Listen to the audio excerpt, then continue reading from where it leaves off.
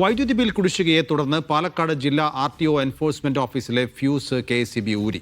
November, December മാസങ്ങളിലെ വൈദ്യുതി bill തുക കുടിശ്ശികയായതോടെയാണ് KSEBയുടെ നടപടി.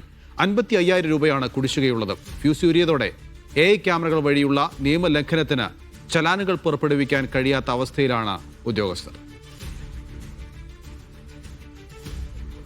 മോട്ടോർ വാഹന വകുപ്പിന്റെ എൻഫോഴ്സ്മെന്റ് വിഭാഗത്തിന്റെ വാഹനമാണ്, ഇലക്ട്രിക് വാഹനമാണ് ഇത്.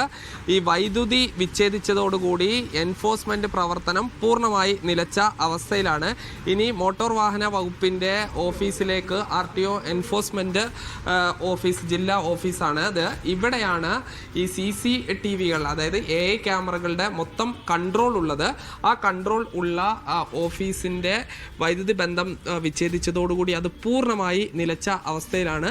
ഉദ്യോഗസ്ഥർക്ക് ഈ ജോലി ചെയ്യാനും കഴിയുന്നില്ല. നമുക്ക് ഈ ഓഫീസിന് അകത്തേക്ക് കയറി കഴിഞ്ഞാൽ അവിടെ ഉദ്യോഗസ്ഥർ ഇരിക്കുന്നുണ്ട്, പക്ഷേ ഇരുട്ടായതുകൊണ്ട് ഈ കൃത്യമായി ഉദ്യോഗസ്ഥരെ നമുക്ക് കാണാൻ കഴിയുന്നില്ല. അവർക്ക് ഈ കമ്പ്യൂട്ടർ പ്രവർത്തിപ്പിക്കാൻ കഴിയുന്നില്ല.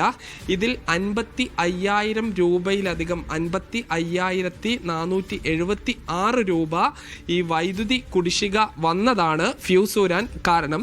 KSEBക്ക് സ്വാഭാവികമായി ഈ വൈദ്യുതി ബില്ല് അടച്ചില്ലെങ്കിൽ ഫ്യൂസ് ഊരുക എന്നുള്ളത് സ്വാഭാവിക നടപടിക്രമമാണ് എന്ന് പറയുന്നു. 2 മാസത്തെ കുടിശ്ശികയാണ് ഉള്ളത്. ഈ 2 മാസത്തെ കുടിശ്ശിക ഇനത്തിൽ ഇത്രയും രൂപ, 55,000-ലധികം രൂപ അടയ്ക്കാനുണ്ട്. അതുകൊണ്ട് ഫ്യൂസ് ഊരി എന്നാണ് പറയുന്നത്. ആദ്യം കെൽട്രോൺ ആയിരുന്നു ഈ തുക അടച്ചിരുന്നത്, വൈദ്യുതി ബില്ല് അടച്ചിരുന്നത്. പിന്നീട് അത് റോഡ് സേഫ്റ്റി അതോറിറ്റിയിലേക്ക് മാറ്റിയിരുന്നു. 4 ദിവസമായി ഈ മോട്ടോർ വാഹന വകുപ്പിന്റെ ഈ എൻഫോഴ്സ്മെന്റ് വിഭാഗം ഈ പ്രവർത്തിക്കാൻ കഴിയാത്തൊരു സാഹചര്യത്തിലാണ് ഉള്ളത്. 2.5 കോടി രൂപയാണ് ഈ ഓഫീസിൽ നിന്ന് മാത്രം ഈ AI ക്യാമറ വഴിയും അതോടൊപ്പം തന്നെ റോഡിലുള്ള ഈ എൻഫോഴ്സ്മെന്റ് വിഭാഗത്തിന്റെ പരിശോധനയിലൂടെയും ഈ കണ്ടെത്തുന്നത്. ആ 2.5 കോടി രൂപ കണ്ടെത്തുന്ന ഒരു ഫൈനായി പിഴ ഈടാക്കുന്ന ഓഫീസാണ് 55,000 രൂപ അടയ്ക്കാൻ കഴിയാത്തതിൻ്റെ പേരിൽ 4 ദിവസമായി ഇരുട്ടത്തിരിക്കുന്നത്.